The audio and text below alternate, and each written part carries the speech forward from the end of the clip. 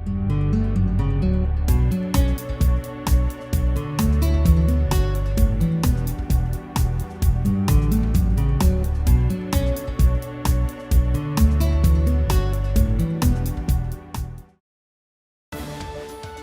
Plainville Board of Education, preparing students for success in a changing global society. Hi, good evening, everyone. Happy New Year. We're first going to, oh my God, sorry, new microphones. We're going to start with the Pledge of Allegiance. Mr. Giuliani, would you lead us? I pledge allegiance to the flag of the United States of America and to the republic for which it stands, one nation, under God, indivisible, with liberty and justice for all.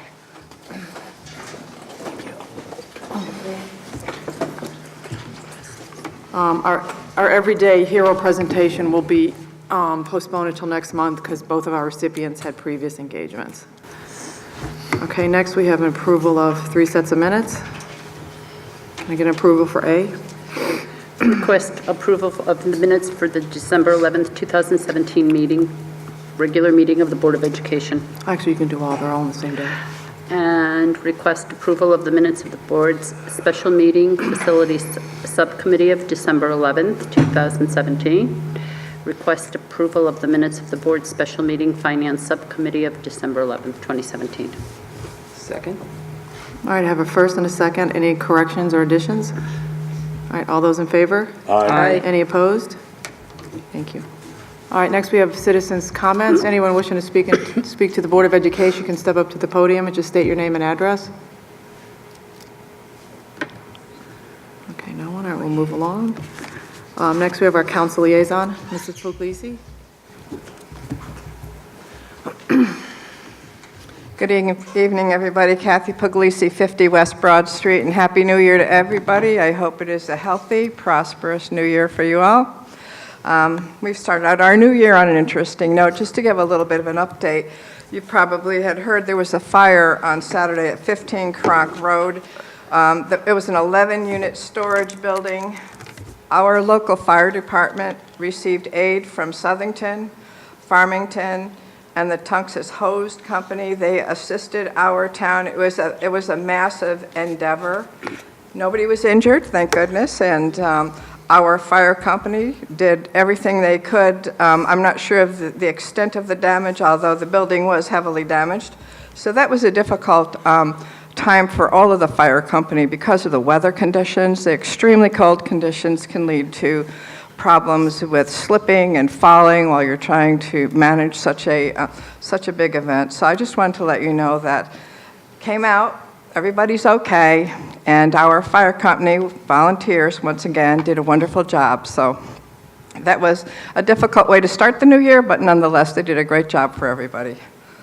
A couple of other items. I have a few things to report for you since I was last here.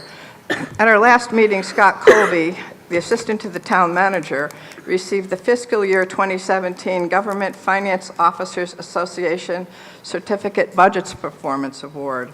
This award is given for individuals who are instrumental in their government unit achieving a Distinguished Budget Presentation Award. This is the highest award in governmental budgeting to those who adhere to program standards. And I have to say, the most interesting part about this award, and we've received these many years in succession. This was the first year Scott Colby led that charge. He had taken over while Shirley Osley was out on a leave of absence. He did a great job, and his efforts were recognized. So we're very pleased about that Plainville continues to get recognized for its budget presentation formats. This past Monday, we had a public hearing regarding a dog park location specific to Norton Place Extension in town. You're probably aware that this is a very widely talked about topic. We've talked about it quite a bit, although this was the first public hearing we have had on it. There were several speakers that came to the council, people that are interested in it that don't even live in Plainville came to speak about it. So that always adds a new flavor to the conversation. There were, as I said, a number of people came to speak. The council did not take any action at this point in time. There's a lot of information that we were presented at the meeting. The Dog Park Committee turned in a petition with over 600 signatures supporting that location.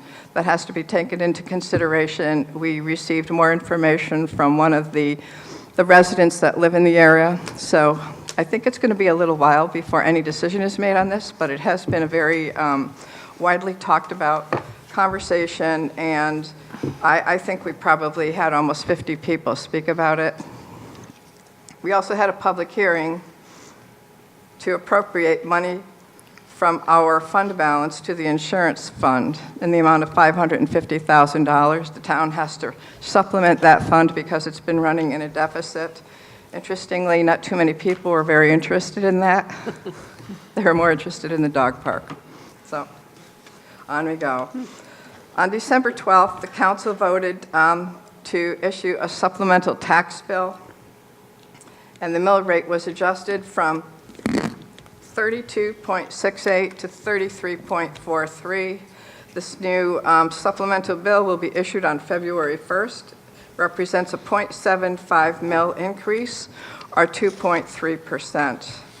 And the reason we got to this point of having to do that, I am sure you're aware of this, but just a very brief overview what happened to get us there. There had been some decreased funding from the state of Connecticut to the amount of $1.9 million in the current fiscal year. What that means is we have to find $1.9 million worth of savings and/or additional revenue. The subcommittee of the town council, which consisted of Deb Tompkins, Rosemary Moranti, Christopher Wazarko, and myself, met several times. We met with the board one time, and we came up with a recommendation which partially took care of the deficit. Part of the recommendation is that we're going to see a debt service reduction of $287,000. We are freezing 3 positions which are currently open. That represents $90,000. We are reducing our capital improvement allocation by the amount of $73,230. We are eliminating Sunday hours at the library, which would represent $6,348. The Board of Education has been targeted to find cost savings of $220,000. That adds up to $677,000. Certainly short of what our goal has to be by the end of the year. This was not a decision that any of the council took lightly, certainly issuing an adjusted tax bill halfway through the year. It's nothing that the residents want, the taxpayers don't want, and the town council certainly did not want to have to do this. But sadly, as it is, we had no other options because we are halfway through the fiscal year. It's virtually impossible to find $2 million worth of savings at this point in time. So we were left with the task of issuing another tax bill. So, and I think from those that I've spoken to, most people in Plainville understand this. And most people realize this was not something that was taken lightly by the town council, but it's something that we have to do right now in order to ensure by the year end that we balance our budget, and that's certainly something we are required to do by law. So tax bills will be sent out February 1st. Regarding the rail project, which is also another project that has gotten a lot of information out there and a lot of folks coming to our council meetings speaking either for or against it. The draft report is due January 11th, and there will be a public hearing on that draft report on Monday, February 5th at the middle school at 6 p.m. We're expecting a large turnout, and after that point, town council will ruminate about the report and how it's going to affect our town. Ultimately, the town council has to approve the report going forward, so that will be happening the next month or so. I also wanted to say in regard to the trail project that several town council members walked most of the trail on Saturday, December 16th.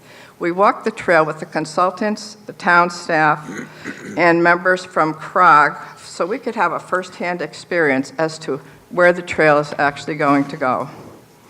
And we did walk in the snow, and we walked probably 2/3 of the trail. And I'll tell you, it was, for me, at any rate, it's interesting to look at the trail on paper and look at a map and look at a rendering, but to actually be out there and walking where this trail is going to be placed was an eye-opening experience in terms of how close it actually did get to people's homes, how far away it was from certain other areas. It certainly was a very beneficial experience for us to see exactly where this trail is going to go, especially parts of the town starting at Northwest Drive, going on past Carling Technologies and other neighborhoods in that area where it will be cutting through. So I think most of the council that went on it thought it was a good experience, certainly gave us an eye-opening look at where this trail is supposed to end up. So we had a little road trip in December. Other than that, that's what I have for the latest information. I'd be glad to answer any questions if anybody has any for me. Does anybody have any questions? Thank you very much. Thank you. Next, we have the superintendent's report. Dr. Brummett? Thank you very much. Good evening, everyone, and Happy New Year. It is my pleasure to introduce Mr. Roberto Medic, principal of Plainville High, for our annual State of PHS. Just so everyone knows, his third child is due any minute now, so Mr. Johnson's here, suit and tie ready, to step in on this presentation should we have a need. Thank you, Mr. Medic. I gave my wife the option, either I could go to the hospital or I could send John and Carl. They both have experience, high-quality parents as well as educators. She might take John or Carl at this point. But good evening and Happy New Year, everyone. To the Board of Education, Dr. Brummett, Mr. LePage, Mr. Adlerstein, thank you for providing me this opportunity to present to you on the exciting changes in the current state of Plainville High School.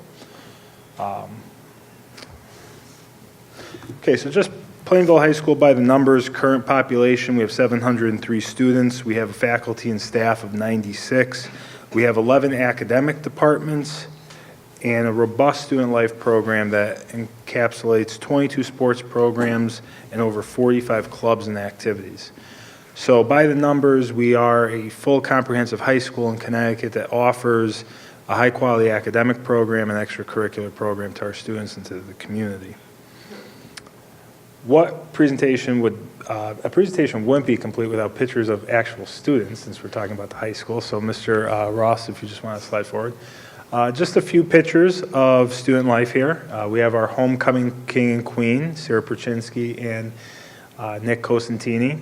We have several students in our new redesigned and remodeled Learning Commons, and by remodel, what we did was we took out some of the stacks of where the books were held because we have a decreased print volume, so that's more materials available online and through various organizations that we partner with. We took out some of the unused stacks, redeployed them to some of the other schools in the district, and got more table and chair space. So we accommodate over 50 students per period in the Learning Commons. They can use that for study space and collaborative space. As you know, we have our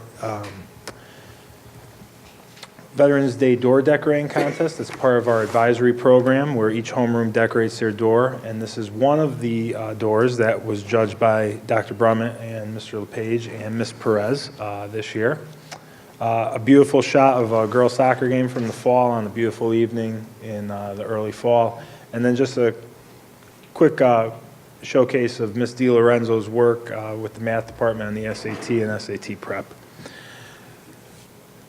So beginning this year, we started off obviously in August as a building leadership team, which is comprised of our department leaders as well as our school administrators, and we took part in our annual instructional leader workday. This year, as part of our work of forming a strong, cohesive team, we actually went off-site to Hawks Landing Golf Club for a full-day workday and experience there. The staff was very accommodating with our partnership through our golf program. We got a top-rate experience, and we spent the day working collaboratively on how we could improve Plainville High School. One of the big pieces of data that we took a look at was the Accountability Index, which is our report card from the State Department of Education. And we use data from that accountability index to form our 5 goals of our school improvement plan. I won't read through all 5 goals for you. They're on this slide and the following slide.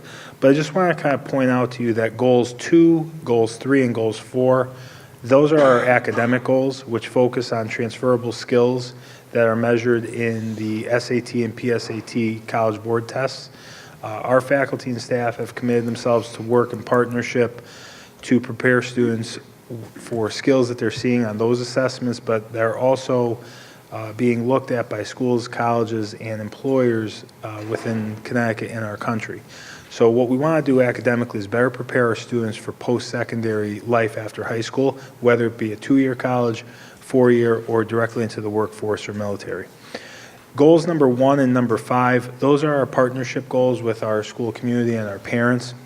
We're looking to ensure that all students graduate from Plainville High School and have a plan for life afterwards. And goal number 5 looks at decreasing the number of students who are deemed chronically absent. That is students who miss 10% of the school year, so 18 days out of a 180-day school year. And those are really goals for us to work with parents, the community organizations, and service providers to ensure that students are coming to school. One of our core beliefs is that we believe that the education we're providing students is high quality and is high yield, and we use high yield strategies. And what we fully believe is that if students come here, we can prepare them for what they want to do beyond high school. I've said to numerous parents this year who have students who face absenteeism, issues for medical or anxiety or any real reason, if they get the students here, the faculty and staff will take them the extra mile to prepare them. So those goals are just a snapshot of what we work on, and our subsequent slides will talk more about that. Kev, you can go ahead. Okay. So big focus, obviously, as a school is on students and their learning. This year, we worked as a faculty to collaboratively design, implement, and assess learning consistently and in a common manner through all departments. Academic departments work together and as each individual department to target skills that are similar to those that are displayed in the SAT and PSAT skills. So critical reading, writing, problem solving, data analysis. These are skills that many of the top employers in the country are also working to ensure that their workforce is prepared for. We've brought forward a systemic focus that has yielded some real discoveries by our faculty and staff on some high yield, strong, cutting edge instructional practice while also helping our students improve in their learning. We don't have a significant number of results thus far in the school year as it's really early on, but from our early indications on our October PSAT score, student learning is improving, and I'll show a case that in a subsequent slide. Looking at our PSAT results, what we look at is the idea of a cohort. A cohort is a collection of students who enroll in 9th grade during the same year with the same intended graduation year. So our current seniors are cohort 2018, juniors cohort 2019, sophomores 2020, and freshmen are cohort 2021. When we look at the cohort 2019 and 2020, we look at how they perform on the PSAT test. Of particular note, the cohort 2019 saw an increase of their total average score, increased by 51 points in a year's time, with 27 points in English and 24 in math. The current juniors are a group that has really kind of been the first group that's going through this process that we've used to kind of identify what we could do to better serve our students. So a lot of these students have done PSAT and SAT prep as individuals on their own through the use of Khan Academy and a normal progression of curricular instruction year to year. So what they learn from Algebra 1 into Geometry into Algebra 2. To fill some of the gaps, we've put in some programs and we've put in some curricular offerings that we feel are going to meet some targeted needs for students. Our cohort 2020, our current sophomores, they're the first group that is really going through linking Khan Academy to their College Board site for customized PSAT and SAT prep. And they're the first cohort of students who are going through the new SAT prep classes here at the high school. The cohort 2020 saw an increase of 81 points from the PSAT 8-9. The difference in the PSAT 8-9 to the PSAT National Merit Qualifying Test, about 70% of the content overlaps on those assessments. So a large bulk of the material is the same. And then from the PSAT to the SAT, again, an additional 70% of that material overlaps. Your SAT will have more advanced topic questions in math, where your PSAT 8-9 will have more of a focus on algebra and pre-algebra topics, because curricularly that's what's being instructed in schools throughout the country.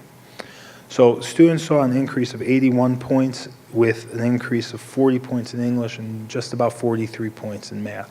So our early indications is that our focus on preparing students for these assessments is showing some growth early on, and we look forward to see how this translates to performance over time. And we'll actually be working with the middle school as they'll be bringing on the PSAT 8-9 assessment to the 8th grade as well. So we'll have some continuity between secondary schools here moving forward. In addition,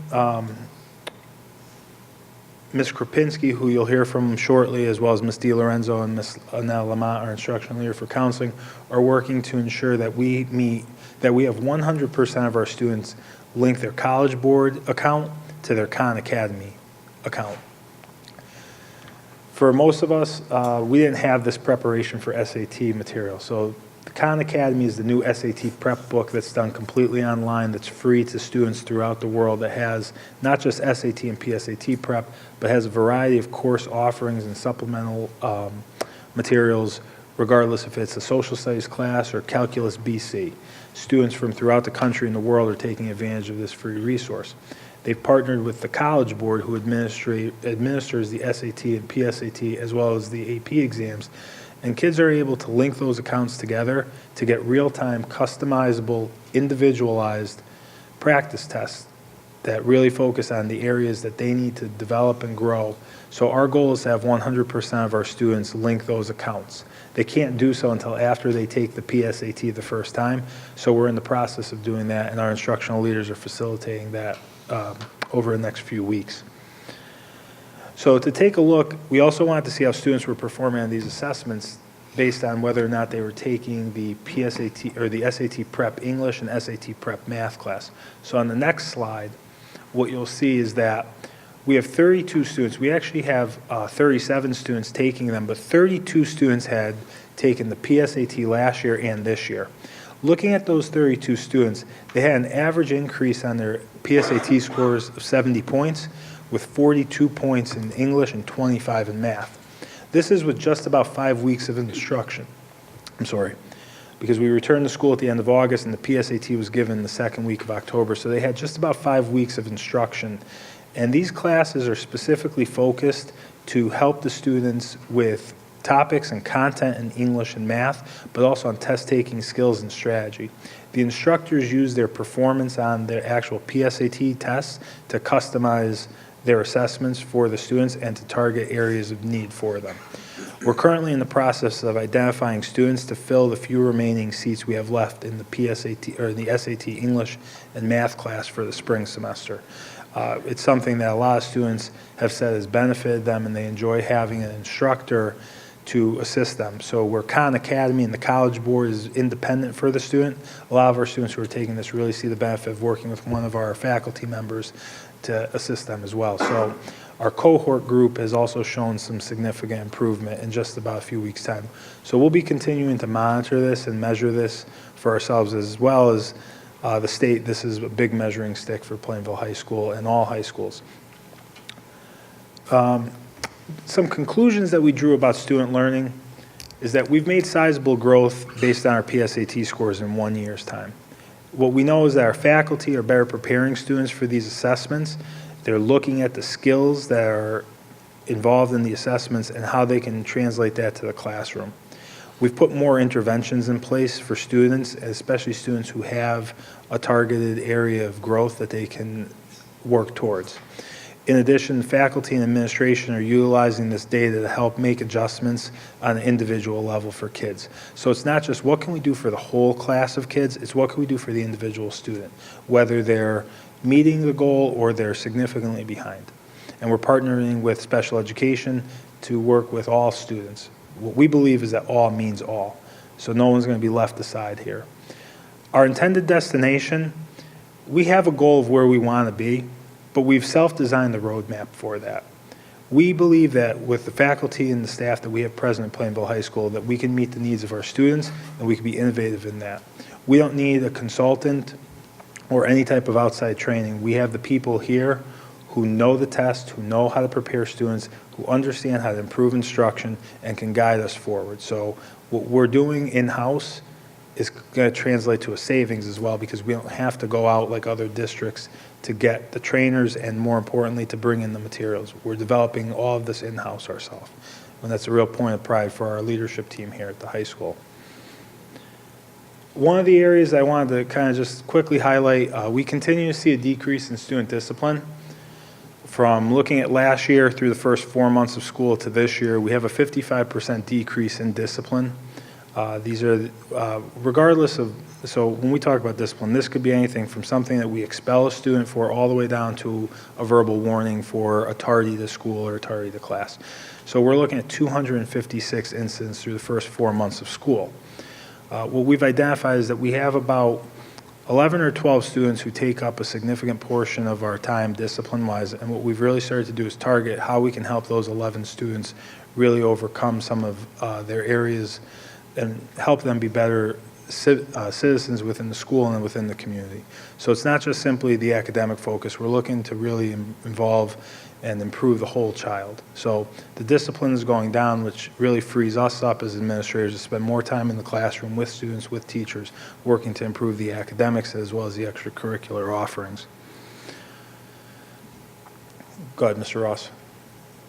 This year, we implemented common planning time here at Plainville High School. During the schedule, teachers meet by department one time during 4-day rotation, so every teacher has a built-in common planning time with members of their department. And this is time that we allow them to work collaboratively to design assessments, work through how to improve learning and student learning, as well as bring in some innovative instructional practices to meet the needs of our students. I'm going to showcase in the next slides just one highlight from each department, and this was very difficult for us because when I asked for one thing that each department was most proud of, I got 4 or 5 items. This is something that our faculty looks forward to and that we as administrators look forward to. It directly aligns to the PLC work, where our Wednesday half days where we spend in teams of 6th grade through 12th grade, or in some departments pre-K through 12th grade. Now we're spending as a high school team, and it allows us to bring what we do on the Wednesday PLCs to the day-to-day level here at the high school. So how is the discussion related to NGSS science standards 6 through 12 what does that look like in a 9th grade class here at the high school? And how does it look different in an honors versus an academic level class? Those are the conversations and the work that our teachers are involved in. So just a quick highlight in our next couple slides, Mr. Ross. One of the items that we're going to be unveiling to our full faculty and staff, our social studies and English department worked collaboratively during this first semester to design a close reading strategy. Close reading is the new word for annotating or taking notes while you read. I bet if I surveyed how each of you took notes in high school and college, you probably have 8 or 9 different methods for doing so. We're developing a universal close reading strategy here at Plainville High School that we'll implement in all departments. So when we say close reading, there's going to be one system that we're going to teach students that's best practice that allows them to be consistent throughout departments, whether it's reading a 2-line word problem in math or reading an advanced AP senior literature piece. They'll be able to provide annotation, highlights, and make conclusions from what they're doing. Again, this is a big source of pride for us because many districts go outside to trainers and consultants to work on this, where we've developed this internally with our teachers here. Our math department has emphasized preparation for PSAT and SAT skills in grades 9, 10, 11 through new courses, as well as mini units. And one of the pictures I showed you was that SAT station. Ms. DiLorenzo has practice tests out for the hallway for any student in the building to take, and each month the number of students who are taking that assessment voluntarily has increased significantly. Our business and finance teachers are looking at their curriculum and instruction, and they're collecting data on how the skills that they're teaching is improving our students to be more financially literate. So as we prepare to have our first cohort, our first class of kids go through the mandatory financial literacy class, they're collecting data on how students know of the topics ahead of time, so that'll affect their instruction moving forward. Culinary and tech ed are working in collaboration with mathematics on problem solving and common core comprehension of math topics. So students receive the same type of instruction they do in a math class, just with real world activities in tech ed and culinary.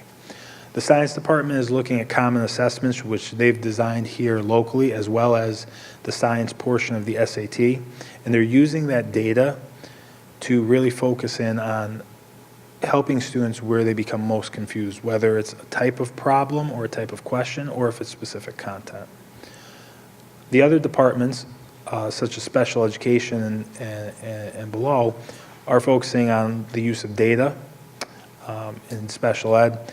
And what they're doing is they're looking at creating action plans for the students who have the most need of improvement, and looking how they can really help target the student in their academic classes with support in the learning methods and learning skills classes. Physical education is taking a look at their curriculum, and what they're doing is aligning the PE portion to the health portion. And hopefully what we'll be able to do is offer some unique activities for students. We're taking a look at the idea of campus safety and assault, because that's something that we hear from our alumni that they wish they had an understanding of what goes on college campuses. So one of the things that we're looking to partner with the Plainville Police Department in the spring is a self-defense class for campus safety. So we're looking at innovative practices, but we're better aligning how we do the classroom portion in health to the actual physical portion in the gym and on the fields. Fine arts is looking at their instruction, but more importantly, they're taking a step back. They're having the students critique their instruction. So if you go into our music and art classes, you'll actually see students giving feedback to teachers on how they instruct and how they provide feedback, which is a very unique and very innovative practice. And frankly put, I, as a teacher, would not feel comfortable having all my students critique me on my teaching, but our staff here is very supportive of it and has helped really drive their professional practice. School counseling is taking a look at their 9th grade developmental guidance class, Freshman Academy, and they're looking to transition the curriculum away from a focus on college prep, but also taking a look at transition to high school, as well as social emotional growth, while still looking to talk about to students about their future beyond high school. And then the World Language Department is taking a look at common assessments, which they designed. Though they teach foreign languages, they're looking at the same reading and writing skills of the SAT, and they're using those skills with the target language to provide students supplemental activities and instruction and support to enhance their writing through the target language. In addition, in just a few weeks, we'll be piloting our alternative learning program here at Plainville High School, which I know Dr. Brummett's spoken to you about. Through her help, we received a grant through the Community Foundation of New Britain for a job coach. Our pilot group, we're going to look to take 10 to 12 current students who are behind on credits, and we are going to redesign their schedule so that they still have access to the traditional course sequence, but they have a dedicated period where they can use our online credit recovery program, Edgenuity, to recover credits. Currently, right now, students work on Edgenuity independently outside of the school day, and what we saw through our summer school model was that when students had a dedicated period and either a faculty or staff member to help monitor them and keep them on task, their ability to complete the course increased significantly, and it took less time for them to do so. So we have a classroom set up that will begin on January 24th. We have staff and faculty lined up to provide content and skills support to students, and will help monitor and motivate students to complete their credit recovery options. This is an opportunity for students to earn back credit that they may have lost freshman, sophomore, junior year, and still matriculate to on-time graduation. It's our hope to decrease our dropout rate and to keep students invested.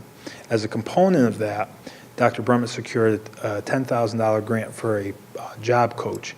So of those 10 to 12 students, several students are going to work with the job coach, as well as Sue Bradley, Lynn Davis, and our business department. on pre-employability skills, as well as working to obtain their first part-time job. And with the job coach, they'll receive on-the-job support in the workplace to ensure that they're meeting the needs of the employer and ensuring that they also are prepared to then move on to beyond entry level.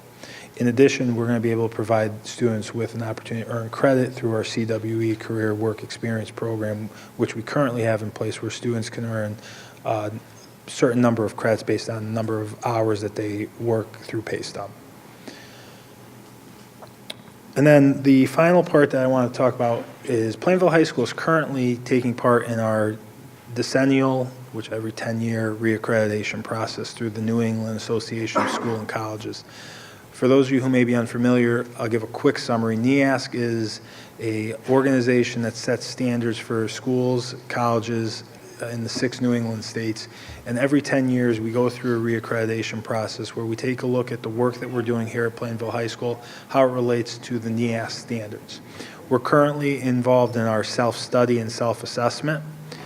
Our faculty are divided into groups which are through which take a look at 5 standards, which cover everything from instruction, curriculum, to plant and facility management, budgets. So NEASC takes a look at how we operate as a school and as a district in partnership. Right now we have our faculty members working on collecting evidence related to the 5 NEASC standards, and we'll be working to create a report for NEASC that's written by our faculty here that talks about our strengths and weaknesses, as well as our action plan to remediate any of our weaknesses. Many of you were members of the board during the 2009 visit, where 16 educators from throughout New England descend on the school and kind of pull it apart in a 3-dimensional mold and look at every nook and cranny and then leave with a bunch of recommendations that you need to fix or that you're doing very well with. That process has changed somewhat. In October of 2008, we're going to be visited by 4 educators in what's called a collaborative conference. This is a new process by NEASC where they're going to take a look at our self-study and our self-assessment, and they're going to make a series of recommendations for us based on what we see as areas of growth and strength. In November of 2020, we'll host a visit of 6 to 8 educators for 3 days who will look at how we have improved from our self-study and the collaborative conference related to those 5 NEASC standards. So we'll be hosting 2 visits instead of 1, but that decennial every 10-year process remains the same, where we'll provide subsequent reports 2 years and 5 years after the visit based on the recommendation that NEASC makes to us. And why is reaccreditation important, or continued accreditation? It helps our students. It ensures that our transcripts are valid to colleges and also other high schools if students transfer. And it's a mark of distinction to the community that what we do at the high school and in the school district is being measured on a regional and national scale. Crystal St. Lawrence is the Board of Education representative to our self-reflection committee. So Crystal comes in and works with our educators once every month or so right now on taking a look at what we do and the evidence that we collect, how it relates to the NEASC standards. Our co-accreditation coordinators, we have 2 wonderful educators, Deb Peichel, who's our library media specialist here at the high school, and is also the instructional leader for library media in the district, as well as Kaylin Guardarama. She's a world language teacher here at the high school. They're overseeing the reaccreditation process. I joined them as part of the steering committee, and then as a group, we also joined the self-reflection committee, who oversee the work that our faculty is doing related to the 5 standards. We have 2 students who are part of the self-reflection committee, which is something that we're very proud of. Again, not every school incorporates students in this process, but we've staggered to have an upperclassman and an underclassman student who will be here at various points during both visits. They're a major stakeholder for us with 703 of them in our building every day, so what they say really does matter to us. So over the course of this year, we'll be collecting a few more pieces of evidence related to the NEASC standards, and then we'll be sitting down as teams to write narrative statements related to the NEASC indicators, which we have to submit to them by the close of school this year prior to their visit in October. So we're well on our way. We actually got visited last month from our NEASC liaison, and they felt very, very content with the work that we've done and have gone as far as to tell Dr. Brumman and I that they see us as a model school thus far, as we are one of the first schools going through this new process for the year 2020. So far, so good, and we'll continue along there. So in regards to my presentation on the state of Plainville High School, that's what I have, and I'll take any questions. Does anyone have any questions? No questions. I just wanted to congratulate you and your wife. I know, a couple, third child. It's truly a blessing for this year. Absolutely, absolutely. We're very excited, and both my boys they keep kind of going up to my wife's belly and asking the baby to come out because they want to meet her. I think she's a little scared of the noise sometimes that they make in the house. She might stay in all the way through 40 weeks, but that's good. She's probably smart. She's going to stay in. Yeah. I actually do have a couple questions. When you were talking and showed us the graph on the SATs and the PSATs rather, I just noticed that in the 2020 cohort, there's 23 less kids that took that second step of the test. Is there any reasoning there? Part of the reason for that is because students have been retained in a certain grade level, so they take a different assessment, so that's why the numbers fluctuate. At the same point, some students have been repeat 9th or 10th graders, and we have not had them take assessments because they've already taken them or will take them again, so those numbers do fluctuate. We also have had some students who have entered into Plainville High School during their junior year, so they weren't here as sophomores. So we did have some movement as well as just our typical transfer. So. Yeah, I expect the numbers to change a little bit. That just struck me as, Yeah.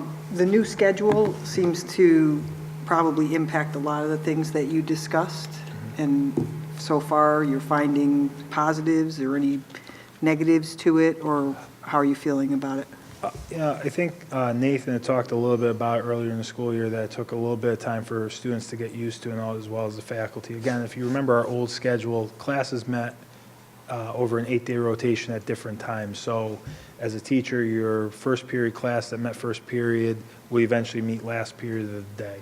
Now we have everything locked into either a morning or afternoon rotation with periods 1 through 4 in the morning and 5 through 8 in the afternoon. After some getting used to, it really hasn't changed much of what we do. It's kind of streamlined some opportunities, and it's also going to have us have a few opportunities that we haven't had in quite some time. Beginning the second semester, we're going to be having study halls in the cafeteria. So it's going to be an opportunity for students who have made the honor roll and have positive behavior to have study hall in a environment that is outside the traditional classroom and also has access to food.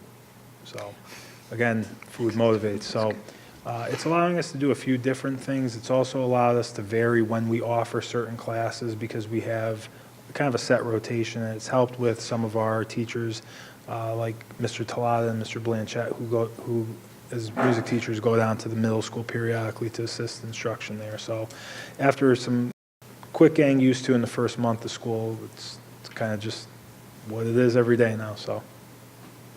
And we also had an issue with the SAT prep classes at one point, and I think they went away for a while because the schedule with that was a little bit of a problem. There were a lot of kids who couldn't access that class, so I don't know if that's... We've opened it up.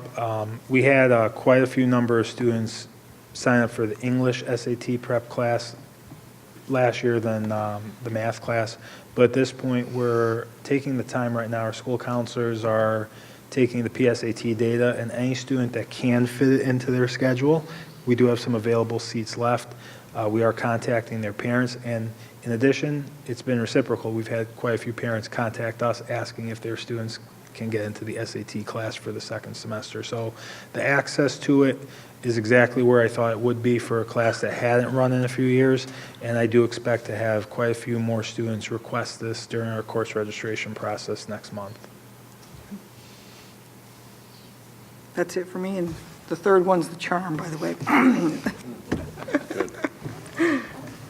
Thank you, Mr. Medic. No problem. Thank you. Thank you very much, Mr. Medic, for your work putting that together with your administrative team and for all the work the teachers do day in and day out to make that happen. And I guess, Mr. Cole, Mr. Johnson, you got off the hook for tonight, but they were ready. They were on deck and ready to go, should need be, because I offered to Mr. Medic I could postpone this. Nope, the team's ready no matter what happens. So now I'd like to introduce some of our instructional leaders who have, together with the administration, looked at our course of studies and want to propose some modifications for a variety of different reasons, which I'll let them explain. Now, on my agenda, I have, let's see, creative writing is first, but I don't know what's going to come up first in the PowerPoint. What's up there first? I want to get back to the microphone because I haven't talked enough tonight. You heard me use the phrase innovative and innovation during my last presentation. One of the things that we really want to be as a school community is to be very innovative in our practice and our instructional offerings to students. So with the instructional leaders who I'll introduce momentarily, we came up with a few ideas of what we could do to help students meet the graduation requirements that we set forth while also preparing them for possible careers outside of school, whether it's after college or directly after high school. So, Mr. Ross, if you just want to go through, the board is familiar with these. Last year you approved graduation requirements for the class of 2019-2020, as well as on the next slide, the class of 2021-2022. Currently, subcommittee of the board and the board are taking a look at revised graduation policies because recently the state took away some of the statutory requirements for graduation requirements and put them into a public act.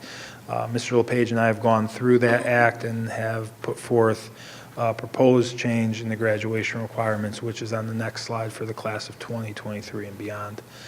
As part of this, and I'll be back at a board meeting to talk a bit more about this at a later point, we wanted to really take a look at what we were preparing students for and how we were preparing them. So we have some new courses that we have never offered. We also are bringing back some courses. We are also going to talk a little bit about some sequencing of when we offer courses and why we're making a switch in the sequence and why we're taking a science class and making it a year-long class where it's currently a half-year class.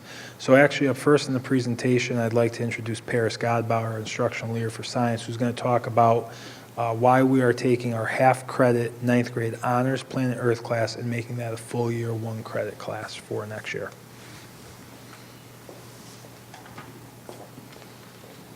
Good evening. Hi. So currently we require 3 years of science at Plainville High School. In November of 2016, the state approved the Next Generation Science Standards for our new state curriculum. And yeah, perfect, thank you. And in doing that, we really needed to look at the curriculum that we were requiring for our students. Currently, we allow our freshmen to take a half year of a Planet Earth class in conjunction with biology. If you have a chance to look at, and maybe I can come back another time and talk more in detail about the Next Generation Science Standards, the emphasis on earth and space science in the high school is equal to life science and is equal to physical science and engineering. Those are the 4 pieces that are very important. For the honors level, only offering 1 semester of this Planet Earth class just doesn't expose them to the current issues that are very important, like resource management or global climate change. And even though those students excel in a lot of skills, we really felt that we were going to be shortchanging the student learning, and we may see that on the next state test, which will be coming next year for us. The state assessments moved from a 10th grade test, where we only really needed to get the kids prepared in 9th and 10th grade. It'll now be a junior year test in 2019. And we really feel that we need a full year of earth science, a full year of life science, and then we'll be looking at chemistry to incorporate some of the physics pieces that are part of the new curriculum, but we're hoping to prepare kids better for the future by requiring them to take a full year of earth science, or Planet Earth is what our course is called. Can I answer any questions about that? Great, thank you. Just to jump in and add, some of you as parents remember this, Crystal, a recent parent.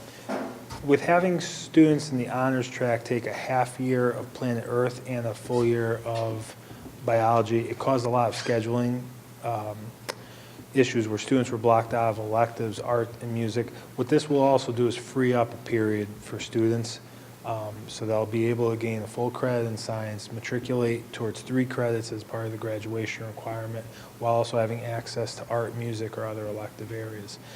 So with the curricular changes from the next generation science standards, help to streamline not only what we teach, but when we offer and how we offer it. Next, I'd like to bring up Ms. Jennifer DiLorenzo, our math instructional leader, who's going to talk about a new course, college algebra, and also talk about the resequencing that we're going to do by switching Algebra 1 and geometry. Good evening. I'm happy to be here tonight to talk to you about some exciting changes to our math department. The first one is an introduction to a college algebra course that we want to implement for our level 3 students.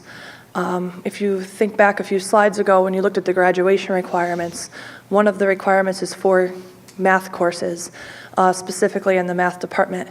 And currently, we have in our level 3 track, Algebra 1, Geometry, Algebra 2, and we were struggling in the past to find a place that fit for our level 3 students to take in their 4th year of math.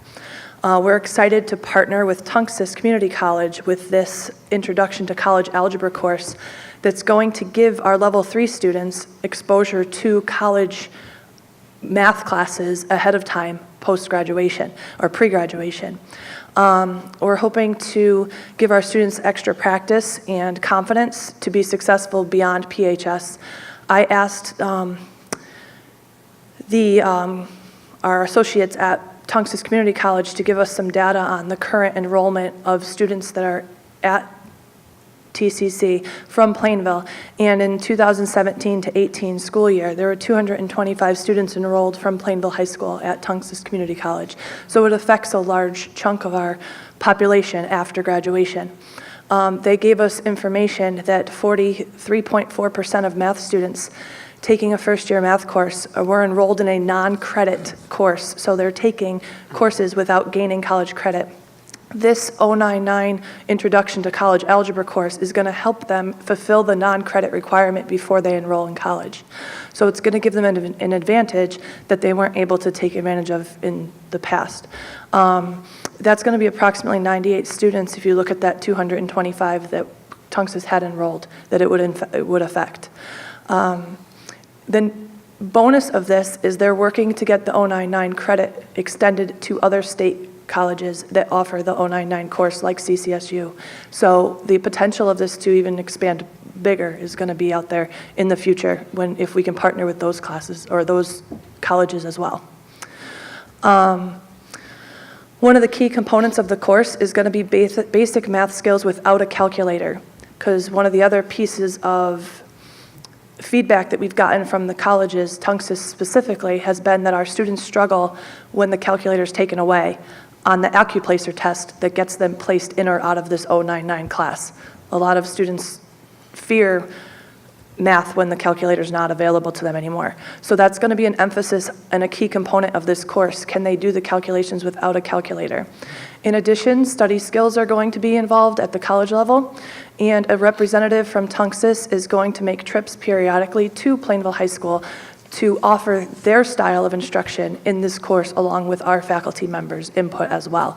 So it's going to have an increased communication between us and Tunxis Community College, the whole process of the course being implemented. I just want to add one thing about that. We're taking a 15-week college course, and we're going to spread that out over 180 school year. One of the pieces of data that Jen and I looked at last year is that students who take an 099 or non-credit class are more likely to not re-enroll for a subsequent semester or subsequent school year. It's our hope that with this class, it'll prepare students for sequence into credit-bearing math classes, while also helping them improve their SAT scores and score an appropriate score on the AccuPlacer test to go into college sequence math courses.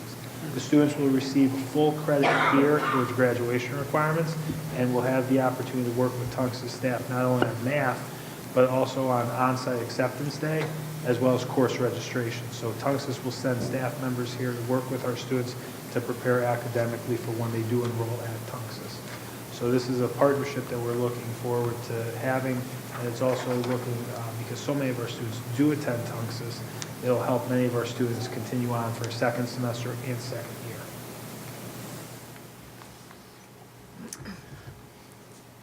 Do you have any questions on that component before I get into the sequencing? Because it's completely different. Good with that?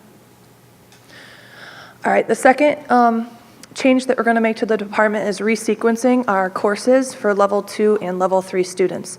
There will be no change for our current level 1 students. They will continue on with their tracking from Algebra 1 in 8th grade, Geometry, Algebra 2, and so on throughout their high school experience. But for level 2 and level 3 courses, we have done extensive data collection and analysis on our PSAT and SAT data that's been released, and 61% of math test questions are focused on Algebra 1 and Algebra 2. We feel with that emphasis, we want to resequence the courses so that geometry is taught in their freshman year, followed by back-to-back Algebra 1, Algebra 2 in their sophomore and junior years, so that they go into the test with the algebra background as their strongest coursework.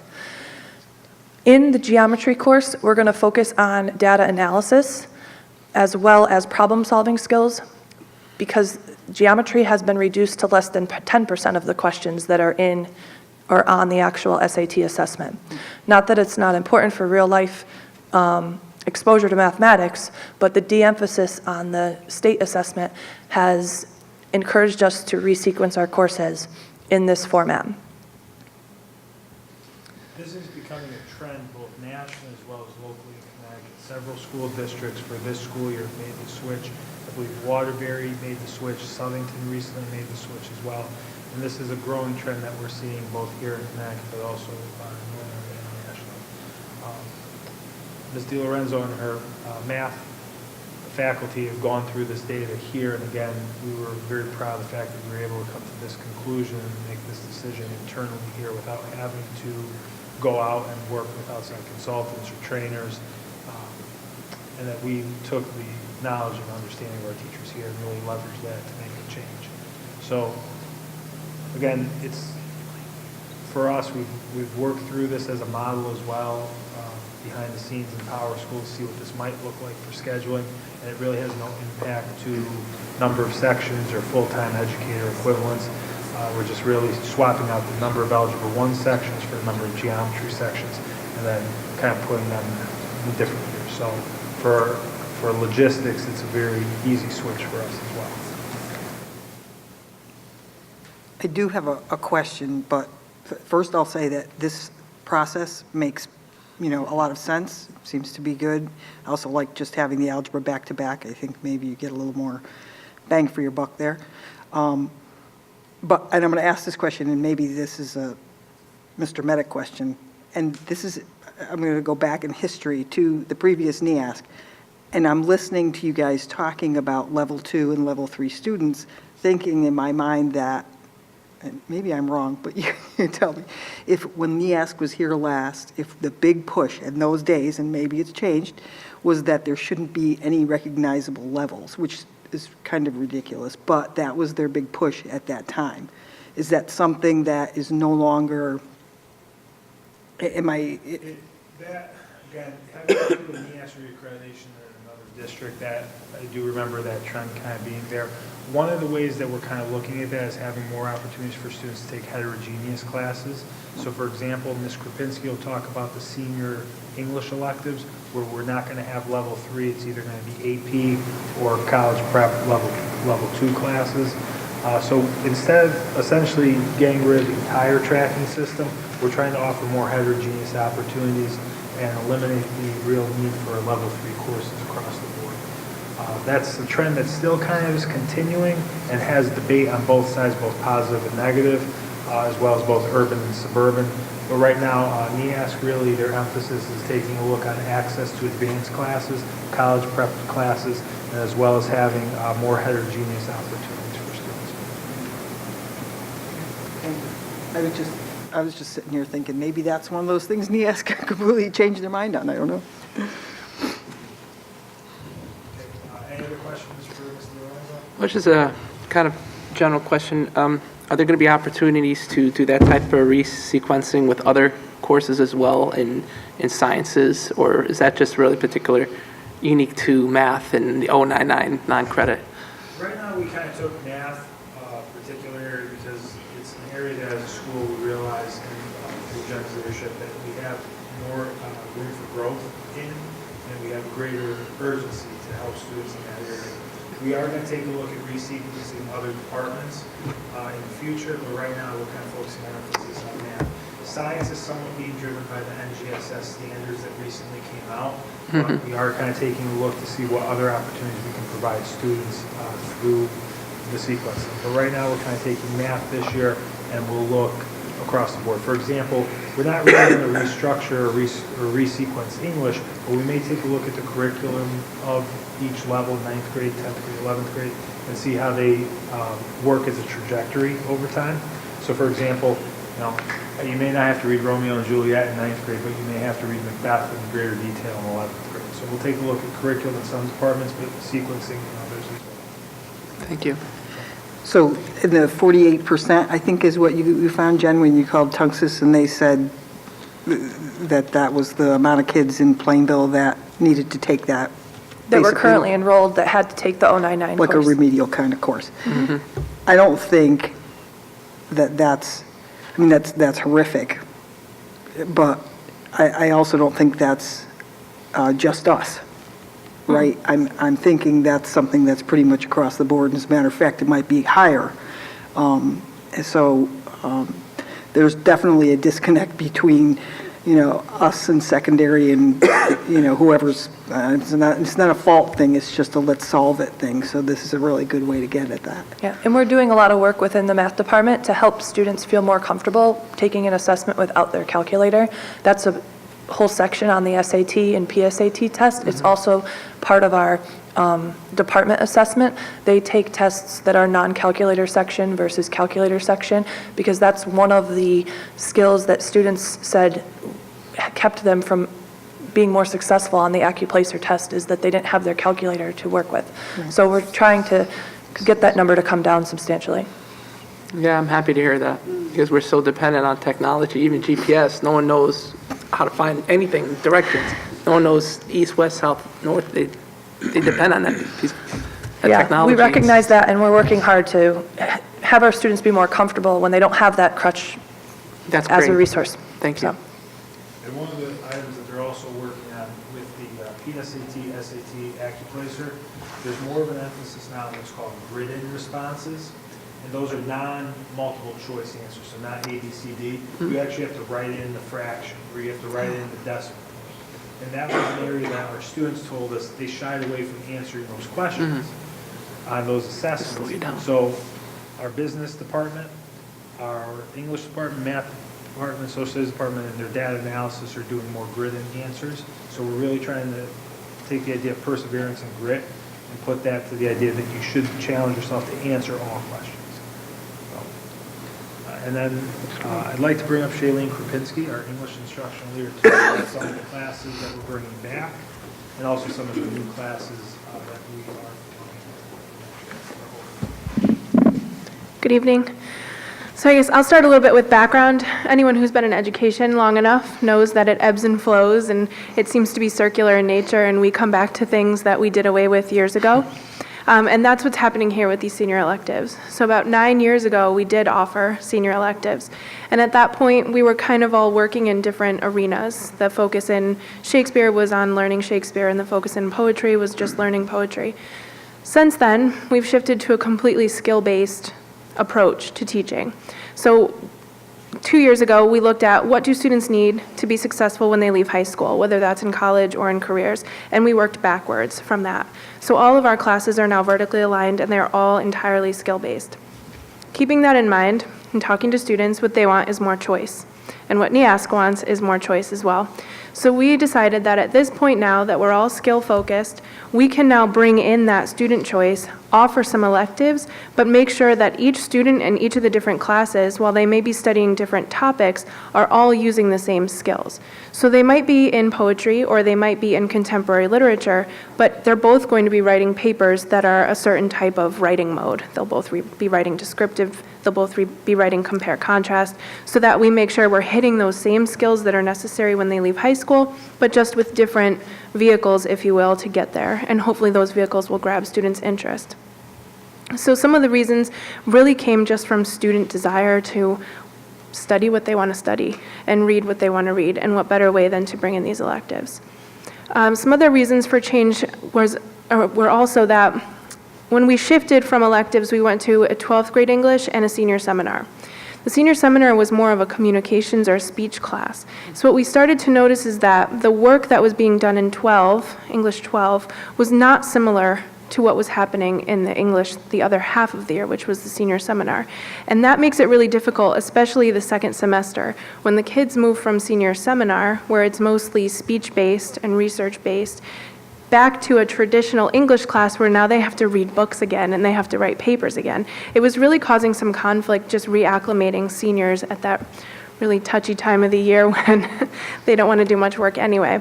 And we were noticing that there wasn't enough similarity between the two courses. So bringing these electives in will allow for that similarity and that similar experience.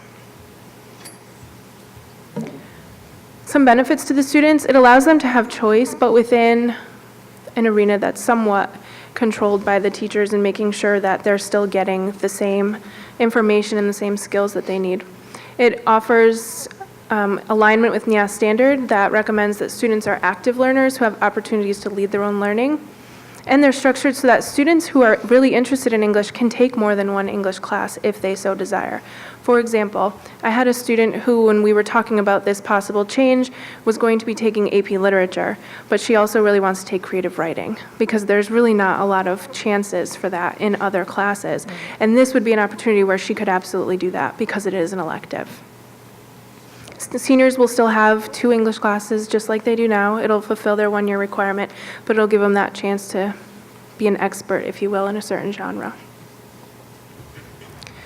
So the courses that we're bringing back, and this, we actually sent out a survey to students just to see, out of these classes, which would you be interested in taking, so that the student interest was there. Contemporary literature has been taught in the past. Creative writing was previously called composition, but we're just changing the name. Journalism, which will be kind of the updated version of senior seminar. A lot of those same skills, a lot of the same practices, but in a different class. They'll do the class or the school paper in there. They'll look at different modes in media. Poetry, which was taught before, and science fiction and fantasy. Those will all be brought back. And no then mythology. No. Shakespeare was on that list too. Actually, there was a good amount of interest in the Shakespeare class, but surprisingly. And then 2 new courses, and again, this is student-driven, just by students asking, how come we don't read more of this? Or why can't we do more of that? Are literature and film and mystery and suspense. So for the literature and film, I was expecting all of the students to be taking that class, since it's got the word film in it. But it'll be driven by literature, and it'll look at how is The Great Gatsby portrayed in this director's, style, and how come he chose to highlight the things he did. So it's a different type of reading. They'll read the literature, but they'll also become literate in those everyday skills, and especially in the world we live in where everything is driven by media. How do you read media, and how do you look at things through that lens? And then mystery and suspense, this is a big one. Kids really, really want to read this type of writing. And in all of these electives, I should say, it also gives us the chance to bring in some more contemporary literature, some things that, have been written in the last 10 years as opposed to the last 70 years, and also to bring in some more multicultural text as well. But in mystery suspense, it'll go everywhere from Edgar Allan Poe all the way to Stephen King, and anything in between. And again, just those same skills, but with a different vehicle. So those are our proposed electives. And one of the things you might have heard me highlight before was the idea of having a real college prep English class program. So our real offerings, going back to the idea of having heterogeneous classes, we'll continue to offer the AP English for seniors, and then a level 2 class for all other seniors based on the genre-specific classes. Each of these will have a focus on preparing students to enter into a 100 or 101 English class at the college level. There'll be common assessments built in both in the first semester and second semester that really highlight the skills. So for us, this is something that allows us to work more in the mode of focusing on student skills while providing them, as Shailene said, the vehicle or the genre to pique their interest. And I should have mentioned as well that in college, you're studying one topic in depth for 15 weeks. It's not a survey generally. Even in your Comp 101 classes, the professor generally picks the genre that he wants you to read from, and that's where you study. So giving students that pointed, focused, one genre topic, I think will help them in college as well to study something in depth rather than skimming across the surface. Were there any questions? I just had one question. You mentioned skill-based. I didn't understand what that referred to. And secondly, were you going to offer public speaking as a course, as an elective, or? That's a great question. It's actually built in now to all of our classes, public speaking, because with Common Core being what it is now, that's one of the standards. So we've built that into all of our classes. In fact, our juniors are getting ready to present on their research papers. It's a requirement of the class. So we feel like we've done more justice to that public speaking in our other classes, and that's why the elective isn't there. I'm blanking on your other question. Skills. I'm Thank sorry, you. I didn't understand skill-based, what that referred to. So again, back to Common Core, looking at what are the different standards that students need to be able to master in the different grades, and then breaking that down into the skills. So for example, they want, upon graduation, students to be able to write creatively, descriptively, argumentatively. They want them to be able to write a compare and contrast. They want them to be able to write a, chronological descriptive essay. So we broke that down into different classes across the years, and we're making sure that they're hitting all of those skills. Or for reading, they want them to be able to identify main idea, so that's what our freshmen are working on. They want them to be able to identify supporting details, that's what our sophomores are working on, along with the main idea. Inferencing is huge, so after they've mastered those first 2 levels of reading, juniors are working on inferencing. So that's what I mean by skill-based, really picking apart what it means to read and scaffolding that down to each level. Thank you. You're welcome. Any other questions? Anyone else? I was on the board 9 years ago when we did take this away. There were tears. So I think I'm going to go, maybe share this with all my board, previous board mates and let them know it's back. Like you said, everything comes around. It Right? comes around, comes full circle. I just had a general comment, not a question, and just overall that I think it's great that you guys are constantly looking at curriculum and trying to make it interesting for kids to want to come to school and learn. And thank you, I didn't know that. When you kept saying senior seminar, I'm thinking, what is that? And then it looks like you said journalism, so that would have been easier to, like you said, everything comes back around. So Yep. I think it's great that kids have so many options. Absolutely. I think we're real fortunate working with Ms. Perez, getting our curriculum revision cycle, really taking a look. When we proposed some of these ideas to Dr. Brumman and Mr. LePage, again, we had some historical perspective, but they also were very supportive of the changes and the innovation that we wanted to kind of bring forward. We're really excited about the journalism class. That's going to be a partnership between English and Unified Arts, and we're going to be looking to produce some type of bi-weekly or maybe even a weekly online paper.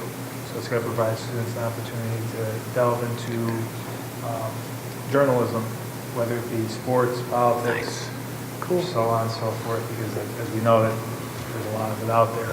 So. In the creative writing class too.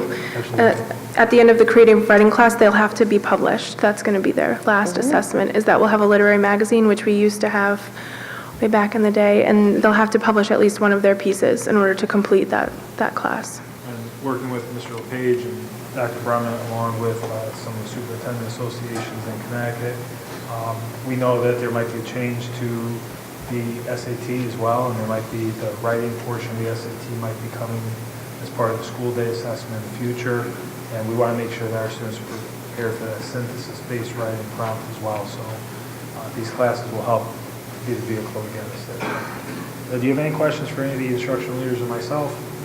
Taking a good amount of time tonight. No, it's also interesting too that I heard you say that they're talking to students and they're surveying them and asking them what they want. I don't remember any of my school life all the way through college, any teacher ever surveying and saying, what would you like to see? Or, that's a way to know that you're getting things that kids want to learn. For us in the building, our biggest constituent group, our biggest stakeholders are 703 kids we have in front of us. That's, getting used to this technology here. But, you know, the 703 kids in this building really drive what we do, and for our building leaders, Mr. Cole, Mr. Farrell, Mr. Johnson, myself, and our department leaders, they're really at the center of the decisions that we make. So for us to pitch a course to you guys without going through them really ruins our street cred with them a little bit. We want them to have an opportunity to really have a unique, positive, and rewarding experience during their 4 years here with us. So we have to give them the opportunity to kind of tell us what they want, and we need to be reflective and, more importantly, innovative to be there to support them. So we thank you guys for mirroring that with us, and you know, we'll see how it goes, and we'll probably be back next year with a few more new course changes or maybe some sequencing changes. Thank you very much. Thank you. Good luck on the new baby. Thank you very much. I just want to thank Mr. Medic and his team, as well as the instructional leaders, as the board has already echoed, looking at student voice and what is really going to make them ready for college and career is what has driven all of these decisions. And to their credit, the state has changed graduation requirements several times in the past few years, so it's a moving target. Paris didn't go into a lot of detail about NGSS, but it's completely changed how science teachers teach. And she's led the way, even worked at the state level on some of those issues, and we're still trickling that down to our younger students. But I just have a lot of high praise for our department leaders, because they've really looked at the data and what do our kids need and what are they going to be engaged about, what's going to make them want to come to school and do well. So hats off to that entire team. And I believe we have one more item on my report for this evening, just a summary about the capital plan. The Finance Subcommittee already heard quite a bit about this earlier in the evening, so I'll just briefly go over the capital plan that is to be decided upon by the board this evening. I believe it's within your slideshows. Obviously, she's going over this. You could just sort of one of the capital and we can talk about the 220. Alrighty. So earlier this evening, the board heard about the cuts that were already made to our capital plan. And just to review, on the chart that's before you on your monitors, in the column where there are brown shadowing, represent things that we have cut out of the capital plan for this year, which includes the repairs to the smokestack here at the high school. That was a $65,000 item that we're going to postpone, as well as district-wide cleaning equipment. We're postponing any purchases of that next year in an effort to save some funds. We feel it's important to leave into the facilities capital budget the Linden upgrade building enunciation system, which actually impacts 3 out of our 5 schools, the 3 Linden, Tafalon, and the middle school. It allows a lot of our systems to be automated so that they become even more efficient and can be run through digitally versus having to come to the school to make adjustments. And the other item that we wanted to leave in there that we felt was very important is the PHS AC, head-end AC unit, because all of the technology and the servers for our district, as well as a good portion of the town, are located here at the high school. And we need to have those units properly running, properly cooled, so that we never have any downtime. And again, that expense of $13,000 will benefit the technology that serves the school district as well as the town, and it now also includes our phone system, which will be run digitally in gradual ways. Right now, I believe it's the central office and the high school, soon to be all 5 schools, and it's already impacting the town as well, to upgrade our phone system so that it's web-based. And all of that needs to be under very temperate conditions so that we never have any malfunctions. On the second page of that capital plan, we also eliminated the underground storage tank removal at the middle school. While there is a slight risk that that could have some issues, we're hoping to put that removal off until such time that we're looking at a discussion about the middle school renovation. Right now, there still will be an annual expense of having that tank tested to make sure it's not breaching or leaching anything into the environment, but we figure we can avoid that $15,000 expense for right now. So into the next page shows that we have reduced the facilities capital budget to just under just a little over $28,000. So that was significant cuts to the capital facilities budget. I did, on the next page, show that we wanted to actually go back one more page if you wouldn't mind. We do want to leave the technology requests intact because those are directly tied to how our kids learn. If they don't have the proper technology, their ability to have access to all of our educational program will be impacted. That includes Chromebooks. We need to replace our Chromebooks at the current rate, and that $110,000 that is up there will replace 4-year-old Chromebooks, and their useful life is typically 3 years, so we're really rolling the dice on this year. Our technology at the high school needs to be upgraded. They're in their 9th year of use, so this building has not had significant technology upgrades since the renovation 9 years ago. The $87,500 will allow us to upgrade half of the classrooms with new monitors for computer interactive boards that the teachers can use. So we're only going to do half at one time in an effort to save money and hope the other half can squeak by another year. The third item that we want to leave in there is the network upgrade. That impacts both Toffelon as well as the town, and we can reduce that line item of $45,000 by $22,500 because we access E-rate funding, in which we get reimbursement from the government, federal government, while it's still there. That E-rate funding continues to go away. We're trying to capitalize on as much of it as we can, and we've used it significantly over the years. So that upgrade will not only benefit Toffelon, it'll benefit the town because of the server closets that are there. And then we repurpose the things that Toffelon no longer needs to the town. Finally, under our technology capital budget, I have put in there cases for grade 6 Chromebooks. The cases that we have been utilizing have been highly effective in protecting the Chromebooks.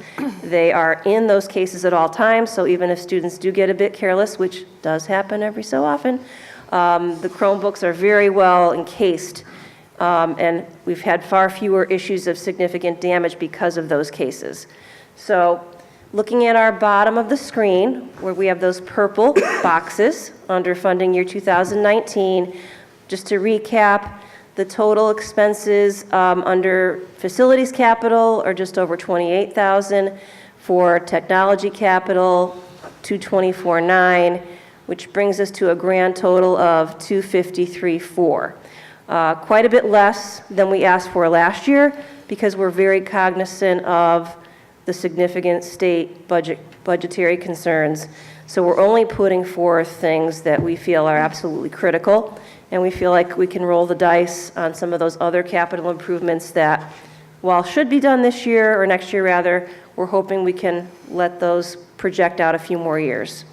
So that would be my recommendation to the board this evening, that they approve the capital improvement plan, which is a combination of facilities and technology, in the amount of $253,436, I believe that is, $435.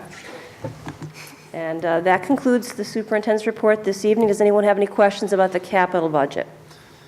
Just a question on the Chromebook cases. Are Yes. these to replace other cases, or they're just, we need additional ones? I believe these would be additional cases because we're trying to upgrade our cases. Is that a fair statement, Kevin? They start with the 6th grade, so as they get them, they stay on their device.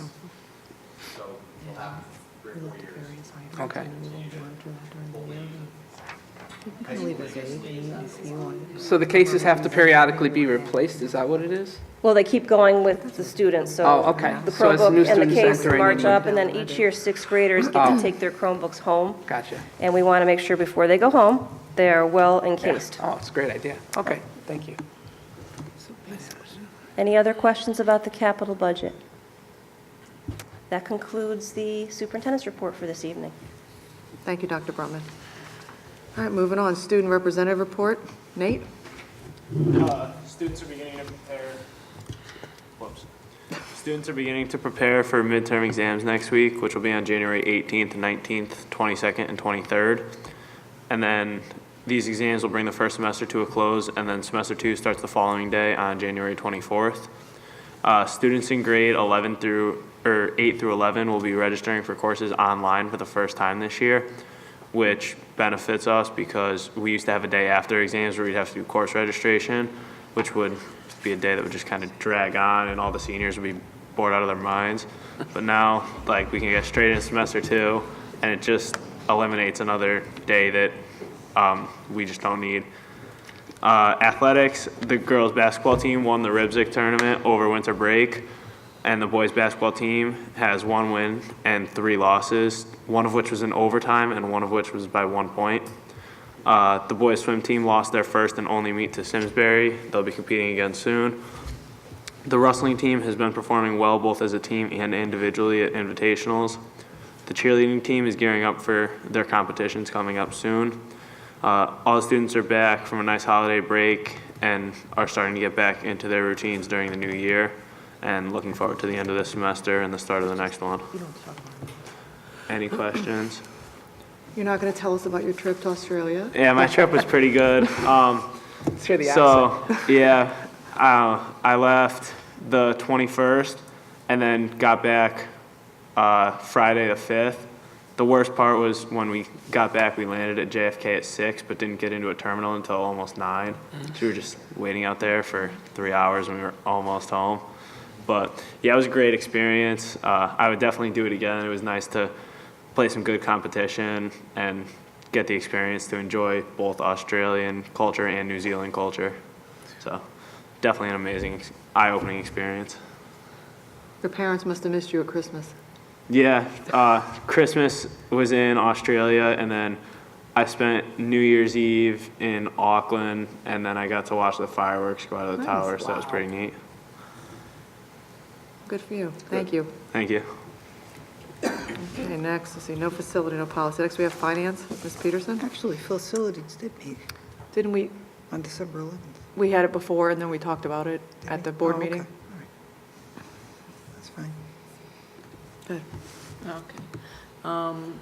Earlier, we had a meeting, and we found out that the town council asked us to reduce the budget by $220,000.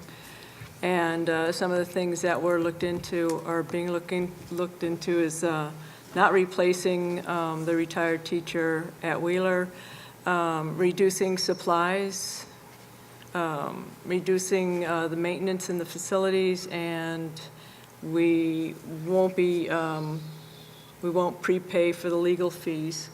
Those are some of the things that were discussed. So that's about it for right now. Dr. Brumman, did you have anything you wanted to add? Yes, in addition to what Chairman Peterson just mentioned, we talked about also not providing transportation for elementary after-school programs for the third session to save about $4,000, and looking at promising energy efficiencies that we hope to get through the new boilers at the middle school. But the bulk of the cuts come from instructional supply reductions and postponing planned facilities maintenance items, so that all of those items together equal the $220,000 that the town has asked us to reduce. All right, thank you. And you had a turf update? I do. We met as a turf committee on December 20th. Part of the agenda was to discuss the recent settlement, to discuss how the repaired track would be funded. So that was, some of that money did come out of the turf fund. We also discussed some recent repairs that were made to the softball fields, and the baseball fields rather. They were becoming very worn out. We discussed the possibility of using turf money for those repairs, and I've promised the committee to run that by the Tinty Foundation, and I have reached out to them. I have not heard back yet. We also discussed advertising, and Mr. Gedeman of the Backers presented some of the work he's done in that area. We're going to help him with some publicity, because as the board may recall, the advertising is what will help us pay for the turf replacement fund. So we're working on those issues, and the committee also, excuse me, voted to continue to meet on an as-needed basis to discuss any other issues that come up, but currently the turf fund has shrunk down to about $32,000, and we're waiting to see whether some of that would be used for that soil enhancement that we had to do for the baseball field. And that's pretty much what we discussed on the 20th. Okay, thank you. All right, next we have the high school report. Mr. White? The PAC will be meeting this Wednesday night at 7 o'clock. They have not met since our last meeting. Okay, thank you. Tafalon, Miss Palmieri is still out. She's recuperating from hip surgery, so I emailed Mrs. Legoy. She said that the December meeting had been canceled, and their next meeting coming up is January 11th, this Thursday night, and they will be discussing some upcoming fundraisers. All right, Lyndon, Mrs. Hardy? The holiday store was a widely popular event this year. Many gifts were purchased for family and friends by their scholars. They want to thank everybody for all the holiday store volunteers that came in to help out. Also, the gift card and the holiday dips, dips fundraisers were very successful. And also the Snowflakes Way will be the 19th from 6 to 8. It is a family dance, so we hope we can get all the families out there to dance with their kids. And that's all for today. Thank you. All right, middle school, Crystal? We met on Tuesday, December 12th. I don't have much to report. It was a quiet meeting before the holidays. We meet again tomorrow at 7 o'clock. Okay, thank you. Wheeler, I believe their December meeting was canceled as well, but since then, they've had a book fair and Grandparents' Day where they had gross sales of almost $8,400. They made a net cash profit of $1,100. And Scholastic, in return, gave them Scholastic bucks of $1,100, which the PTO uses to buy books for the teachers and for the school. They also had a Winterfest where they had Santa flew in. Honestly, I'm not sure what he flew in on, but they had raffle prizes, they had gingerbread houses, and they had a DJ. And they just wanted to thank all the PTO members who volunteered their time to organize, decorate, set up, and supervise this event. And their next meeting is Wednesday, January 24th at 6 p.m. All right, correct counsel, Mrs. Tyrell? There has not been a meeting of the correct council. I think it's next week. Okay, thank you. Under the chair's report, I just wanted to remind everybody that the board is getting ready to start in the next couple of weeks our budget deliberations. We're going to kick it off this Thursday night at 6:30. There's a joint town council, Board of Ed budget meeting. It's at 6:30 at the Plainville Library in the auditorium, which is in the basement.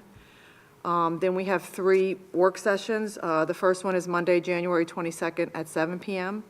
The second one is Wednesday, the 24th at 7 p.m. And if we need a third one, it's set for February 8th at 7 p.m., and they will all be in the library here at the high school. And we just encourage everyone to attend if you're interested in what our budgets are going to look like this year. All right, next we have no unfinished business. Okay, under new business, board open forum. Does anyone have anything they would like to say? Anyone? Try and get back to it. I wrote myself a note, now I don't remember what it is. One of the things I just wanted to mention, I know we will, in the consent agenda, approve the donations, and I noticed there was a lot of, we received a lot of funding from Norton Trust Fund for several different projects, very exciting. So, as always, that's a great organization that assists us in a lot of ways with different things that we do in the district, so appreciate that organization. The other thing I would say, and is really that as far as curriculum is concerned, a lot of boards of education have a separate curriculum committee, and we never have, since I've been on the board, had that. However, usually when we have curriculum significant, like the curriculum we had tonight, we would do a separate meeting for it, just because it is kind of long and, you know, there's more back and forth kind of. So that's something to consider. In the past couple of years, it's been a few years since we've had much significant. Past couple of years, we've had pretty much one item or something kind of quick. but I just wanted to mention that. And also, the idea of having a science curriculum meeting, to me, is really interesting. The rest of you might be looking at me like I'm crazy. Can you see it on our faces, or? Yeah, they're all going like, oh, God. But, you know, I think that we, you know, I would like to do something like that, so that's something that I would promote. And other than that, I would just say Happy New Year, and I will shut up. Following up on what Becky was saying, I think we had at one time, and we had to cancel it, have a kind of a board evaluation session that we were going to do, and that got canceled. And I think that, along with probably relooking at what we really should be expecting from our student representatives as well as ourselves, that hopefully we could reschedule that session so that we could really look at what we're doing as a Board of Education and set ourselves some attainable goals. Isn't that what we're doing on the 18th? What is that?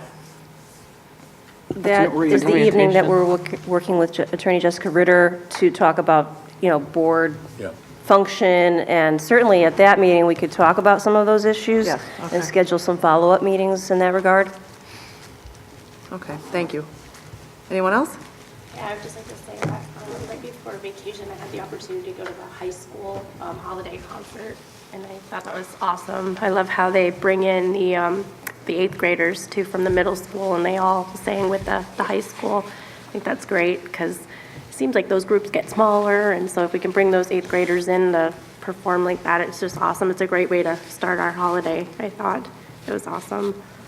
My niece was there. She plays the trombone like Chris. She thought it was fun, and so it was a fun night.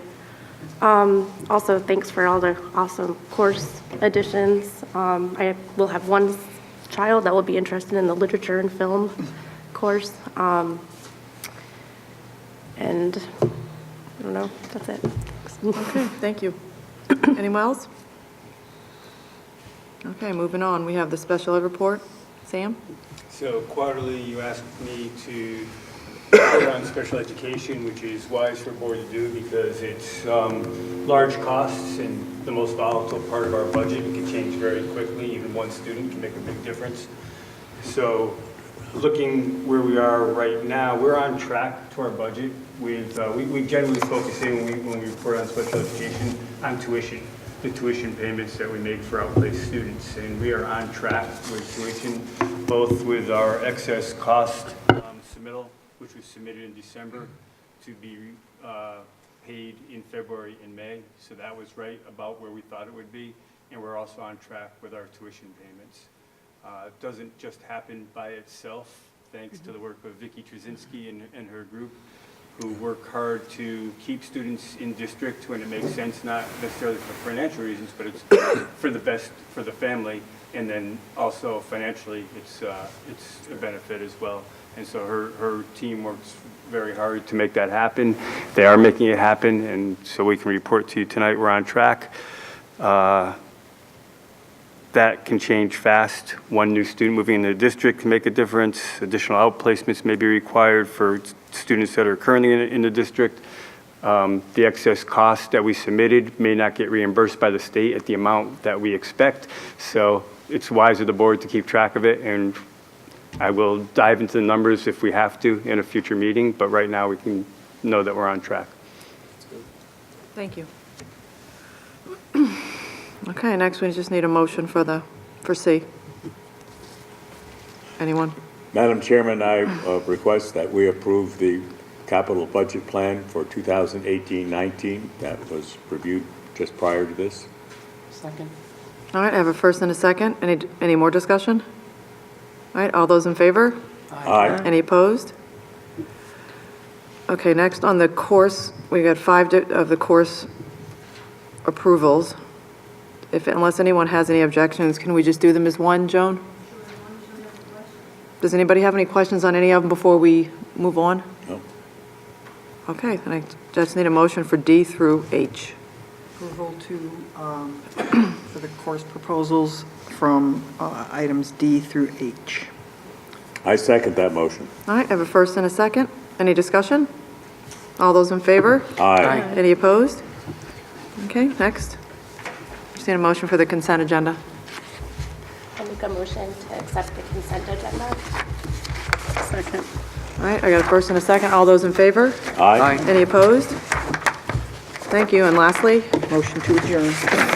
Second. Motion to first and a second. All those in favor? Aye. Any opposed? Thank you, and good evening, everyone.